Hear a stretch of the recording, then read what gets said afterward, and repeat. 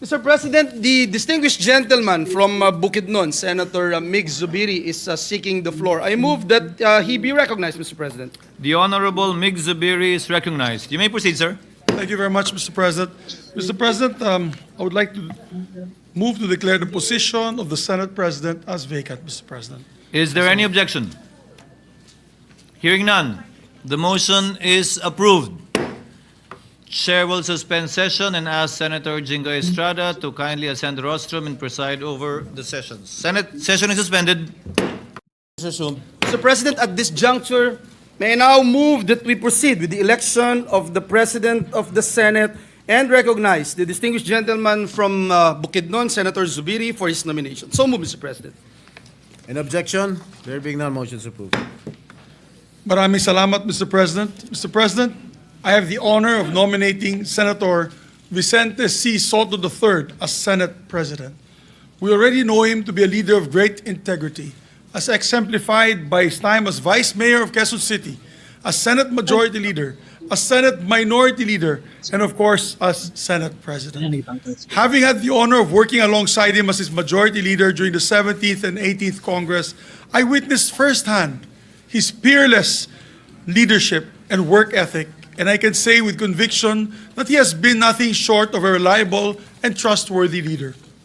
As Senate President, he always led with fairness and transparency, and he led with an open ear and a decisive hand, ensuring unity and stability in the Senate at all times. Most importantly, he was a traditionalist in the very best sense of the word, consistently upholding the rules and traditions that protected the integrity of the Senate as the nation's last bastion of democracy. With Senator Sotto as Senate President, the Senate is in good hands. Maraming salamat po, Your Honors. Thank you, Senator Zubiri, Majority Leader. Yes, Mr. President, there are no other nominations. Mr. President, I therefore move that we close the period of nomination. So move, Mr. Any President. objection? You can- There being none, the motion is hereby approved. Mr. President, Senator Ligarda is also seeking the floor. I move that she be recognized, Mr. President. Senator Legarda is hereby recognized. Thank you, Mr. President. Distinguished colleagues, the Filipino people have always looked to the Senate as a pillar of our democracy.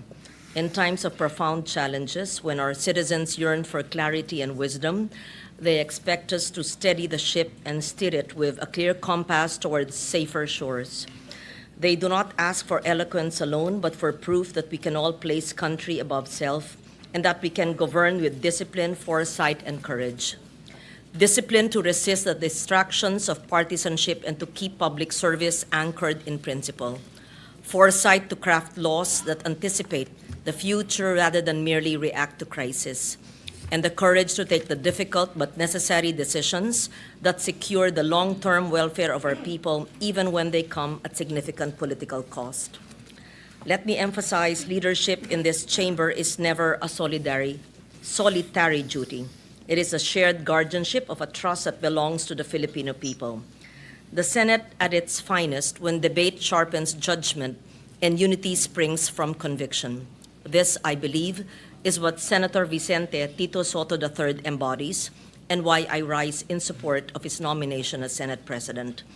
During my first term long ago, I served as Majority Leader while he was Minority Leader.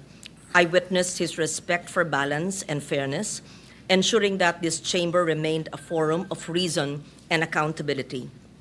Later, as chair of the Committee on Finance under his Senate presidency, I saw his firm hand in guiding our work, listening to every voice, building consensus, reminding us constantly that governance must yield tangible results for the people.